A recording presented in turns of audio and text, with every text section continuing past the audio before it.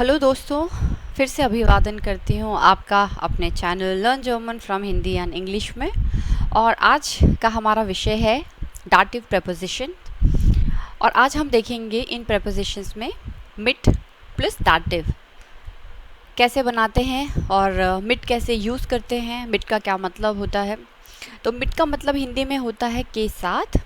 जब हम किसी के साथ बात करते हैं या फिर किसी के साथ जैसे फिल्म देखने जाते हैं, किसी के साथ पढ़ने जाते हैं ना, तो के साथ मिट विद इंग्लिश में से कहते हैं विद। तो चलिए देखते हैं एक एग्जाम्पल से। सबसे पहले ये समझ लेते हैं कि हम लोग जब डाटिव प्रेपोजिशन की बात करते हैं तो जर्मन लैंग्वेज में कई सारे वर्ब्स ऐसे हैं जिनके साथ हमने फिक्स कर दिए हैं प्रेपोजिशन। ओके, जैसे हमने लास्ट में पढ़ा था, लास्ट वीडियो में पढ़ा था अन प्लस टाइलनेमन। इसी तरीके से डाटिव प्रेपोजिशन होता है मिट प्लस एक्सप्रेशन या मिट प्लस एक्सप्रेशन, जिसका मतलब होता है बात करना। जैसे अभी मैं आपके साथ बात कर रही हूँ ना। एक एग्जांपल देखते हैं ज़्यादा बेहतर समझने के लिए। Ich spreche gerade mit meinem Freund. Ich spreche gerade mit meinem Freund. Ich kann nicht essen. मैं मेरे दोस्त के साथ अभी बात कर रही हूँ या कर रहा हूँ। मैं खाना नहीं खा सकता हूँ, इसीलिए मैं खाना नहीं खा सकता हूँ क्योंकि मैं बात कर रहा हूँ। अब यहाँ पे हमें जो चीज़ देखनी है, समझनी है, वो ये है कि यहाँ पे हमने एक्सप्रेशन के साथ यहाँ मिट यूज़ किया है और मिट आ जाने की वजह से हमने यहाँ पे माइन यूज़ किया है और माइन के एंडिंग हमने यहाँ पे चेंज की है। ये देखिए ना, माइन हमें पता है कि यहाँ पे एक पोजेसिव आर्टिकल है और इसकी एंडिंग हमने यहाँ चेंज की है, ईएम लगा दिया है। ठीक है, तो ये कोई मैजिक नहीं है कि यहाँ पे ये ईएम क्यों एक अचानक से आ गया है। इसका एक साइंस है, इसका लॉजिक है, ये किसी फार्मूला के तहत ऐसा हुआ है, वही हमें समझना है। तो सबसे पहले तो आपने ये समझा कि एक्सप्रेशन और मिट जो है हमारे एक साथ आएंगे तो हमारा डाटिव केस हो जाएगा। ठीक है, जब हमारा डाटिव केस हो जाएगा तो हमारी यहाँ पे जो एंडिंग है, जैसे आप डेफिनेट आर्टिकल्स ले लीजिए, डेयर डी डास, या फिर आप इनडेफिनेट आर्टिकल ले लीजिए ना, बेस्टिम्ड आर्टिकल या उनबेस्टिम्ड आर्टिकल, आइन, ऐसे ही हमारा आइनर, आइनम, आइनन चेंज हो जाता है ना। तो ऐसे ही हमारा माइन है, माइन हमारा होता है पोजेसिव आर्टिकल। ठीक है, इसीलिए ये भी हमारा चेंज हुआ है, बट ई एम ही क्यों। ठीक है, तो ई एम क्यों है ये हम लोगों को अब फाइंड आउट करना है। ये देखिए यहाँ पे दो लोग अब मौजूद हैं इस सेंटेंस में। एक मैं हूँ और एक मेरा दोस्त है जिससे मैं बात कर रही हूँ। ठीक है, अब इस केस में हम और एक चीज़ समझ लेते हैं कि फर्स्ट पर्सन जो है इश, ये हमारा फर्स्ट पर्सन है, आई। ये हमारा हमेशा जो है नॉमिनेटिव केस में होता है।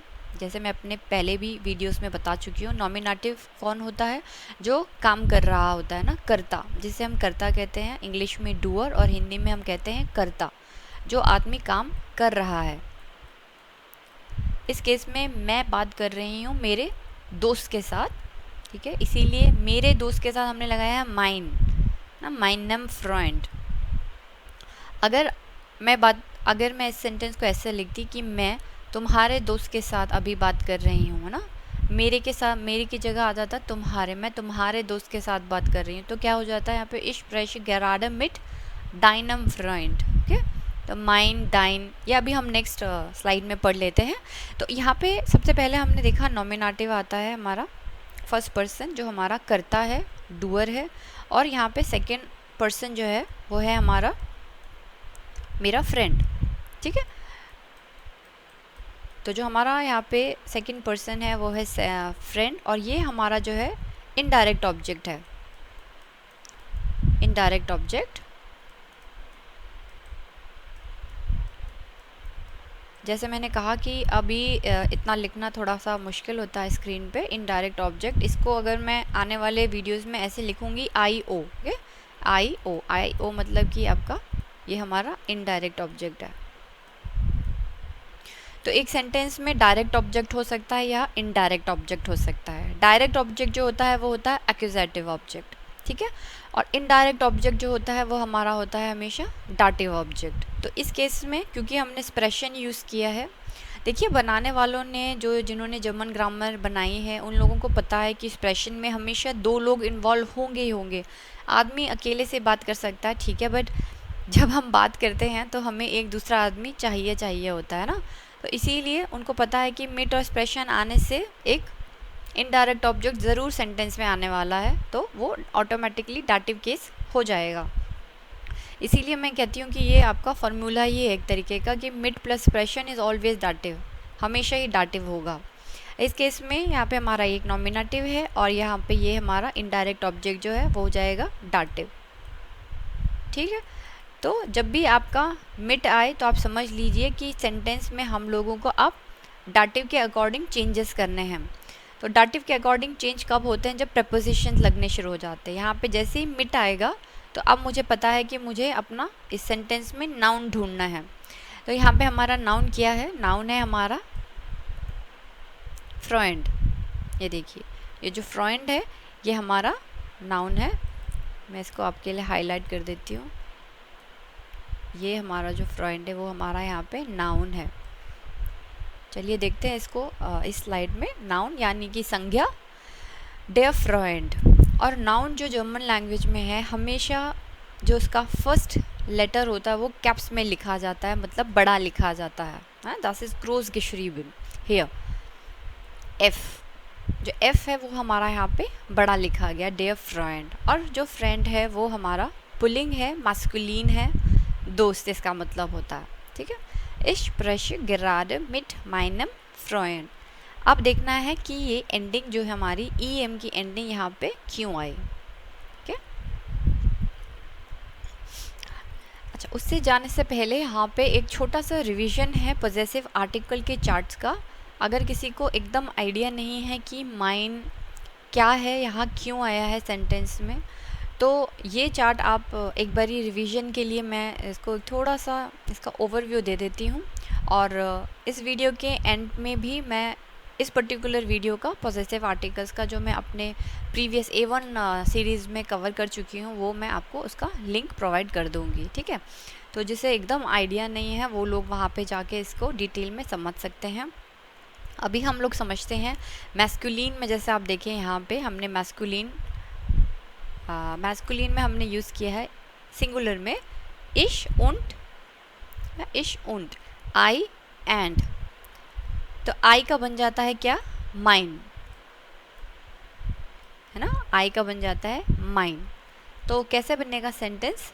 इश उंट माइन फादर, इश उंट माइन फादर यानी कि मैं और मेरे पिताजी, मैं और मेरे पिताजी, है ना, मेरे पापा। यहाँ पे हमने पोजेशन दिखाया है। क्यों इनको पोजेसिव आर्टिकल्स कहते हैं? पोजेशन का क्या मतलब होता है? पोजेशन का मतलब होता है किसी चीज़ का होना। जैसे कि मेरा घर, मेरा पर्स, मेरा लैपटॉप। ओके, तो मेरे चश्मे, मैंने यहाँ पे बताया है कि ये पर्टिकुलर मेरा है। अगर मैं ये बोलूँ तुम्हारा घर, तुम्हारे पिताजी, तुम्हारे चश्मे, तुम्हारा पर्स ना, तो हम लोग तुम्हारा करके बात करते हैं। ठीक है, वो हो जाता है दाइन फादर या दाइने टाशे, तुम्हारा पर्स, दाइने शोवेस्टर, तुम्हारी बहन। तो इसी तरीके से हम चेंज करते हैं। आई से बन जाता है माइन, दू से बन जाता है दाइन, एयर से बन जाता है जाइन। अगर वो लड़का है तो हम कैसे बोलेंगे? ही एंड हिज फादर, या वो और उसके पिताजी। हिंदी में हम कैसे कहते हैं? जाइन फादर, या उसके पिताजी। या कोई लड़की है, जी, लड़की के लिए हम लोग जी यूज़ करते हैं, जी उंट इयर फादर। मतलब कि हिंदी में जी के लिए भी ऐसे लड़की को अगर बोलेंगे तो कैसे बोलेंगे? वो और उसके पिताजी, है ना।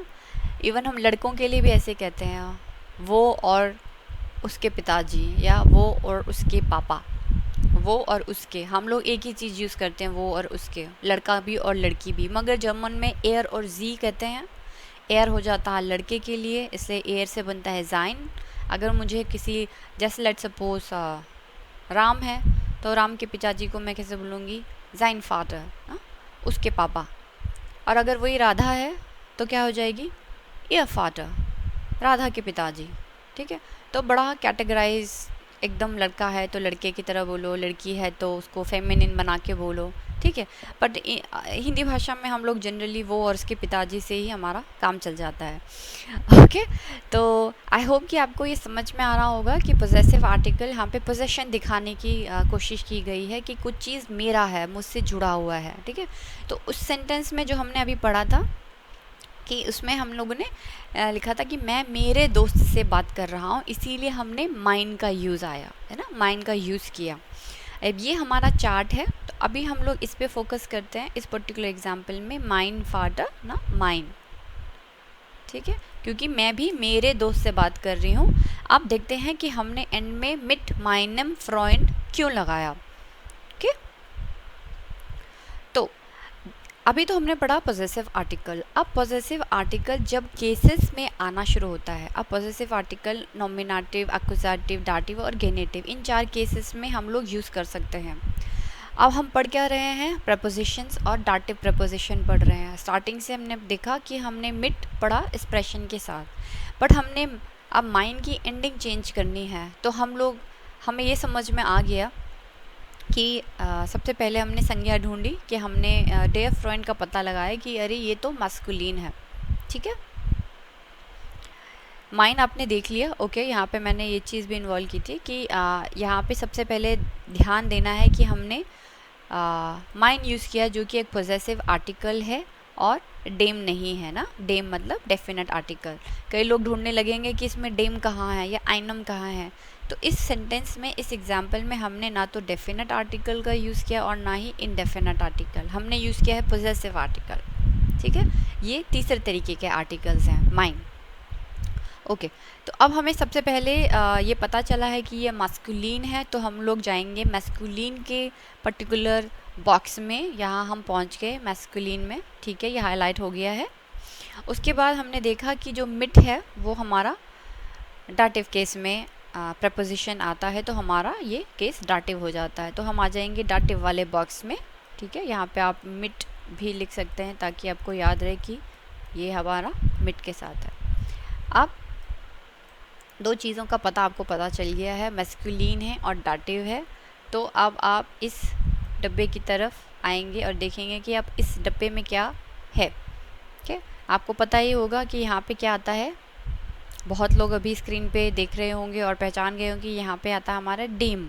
मगर क्योंकि ये माइन का चार्ट है, हम माइन को चेंज कर रहे हैं अकॉर्डिंग टू डाटिव केस, इसीलिए यहाँ पे आ जाएगा माइनेम। जी हाँ दोस्तों, माइनेम। ये जो एंडिंग होती है ना EM की, वो अब इस माइन में चली जाएगी, ठीक है। माइनेम, यहाँ पर भी आप देख सकते हैं,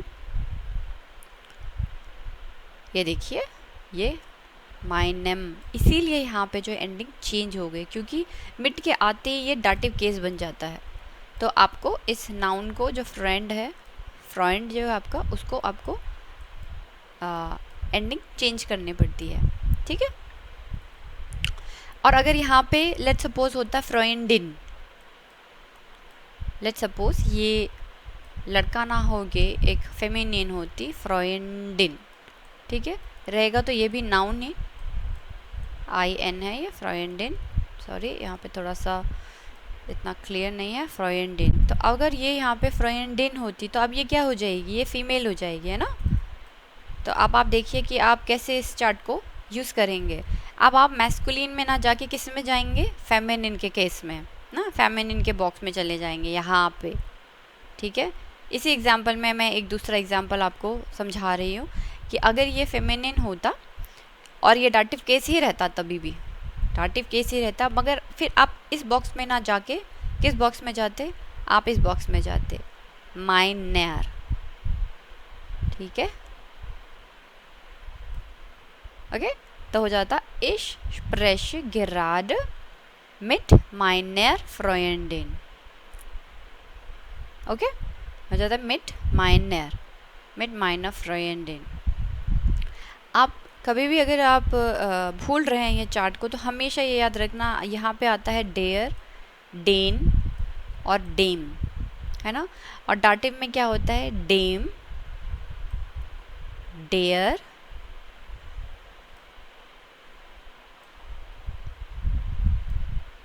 डेम और लास्ट में होता है डेन। अगर ये चार्ट आपको याद है ना, डेयर डीडास वाला, तो आप बिलीव कीजिए, आप इंडेफिनेट आर्टिकल्स हो या पोजेसिव आर्टिकल्स हो, आप कभी भी एंडिंग्स में कंफ्यूज नहीं होंगे। मगर आपको ये रीज़न पता होना चाहिए कि ये माइनम और माइनर क्यों हो गया, क्योंकि आपके आगे जो नाउन है वो चेंज हो गए हैं, फ्रॉयड और फ्रॉयडिन ना, लड़का अब लड़की आपस में जो चेंज हो गया ना, फ्रॉयड एंड फ्रॉयडिन, इसीलिए मिट माइनम फ्रॉयड, और लड़की होगा तो मिट माइनर फ्रॉयडिन। अब विश्वास मानिए, जैसे जैसे आप इसे प्रैक्टिस करेंगे ना, आपको इतना लॉजिक समझ में आ जाएगा, बट आने वाले समय में आप इसको एकदम ऐसे चुटकियों से आप बात करेंगे कि ओके फ्रॉयडिन है तो मिट माइनर फ्रॉयडिन। अगर मुटर होगी तो आपको पता चल जाएगा, ओके इश प्रेश gerade मिट माइनर मुटर ना, इश प्रेश gerade मिट माइनम फादर, इश प्रेश gerade मिट माइनम जोन, इश प्रेश gerade मिट माइनर टॉक्टर, क्योंकि आपको पता है कि बेटे से बात कर रहे हैं, बेटी से, माइनर टॉक्टर, ओके। और अगर लड़का है माइन जोन, ऐसे माँ है तो माइनर मोटर, ठीक है ना, क्योंकि मिट हमेशा ही डाटिव केस लाएगा, हमेशा ही। आपको इस पर्टिकुलर डब्बे में ही घूमना है डाटिव के, आपको कहीं और नहीं जाना है, क्योंकि आपको पता है कि यहाँ पे दो आदमी बात कर रहे हैं और एक्यूजेटिव ऑब्जेक्ट सेंटेंस में आया ही नहीं है। सेंटेंस में क्या आया है, इनडायरेक्ट ऑब्जेक्ट, और इनडायरेक्ट ऑब्जेक्ट हमेशा याद दीजिए 99% एक आदमी होता है, ठीक है। और इसके क्वेश्चन हमेशा होता है टू हुम, फॉर हुम, किसको या किसके लिए कुछ किया जाएगा, है ना। तो ये था हमारा प्रपोजिशन मिट प्लस एक्सप्रेशन के साथ डाटिव केस हमने आज समझा। आई होप आपको ये अच्छे से क्लियर हुआ होगा। ओके दोस्तों, thank you very much for watching, and like ज़रूर कीजिएगा, शेयर कर दीजिए और सब्सक्राइब करना ना भूलिए, और बेल को भी बजा ही दीजिए ताकि आपको लेटेस्ट वीडियोस हमेशा मिलते रहें। और मिलती हूँ बहुत जल्दी एक नई वीडियो के साथ, तब तक के लिए बाय बाय और चूस।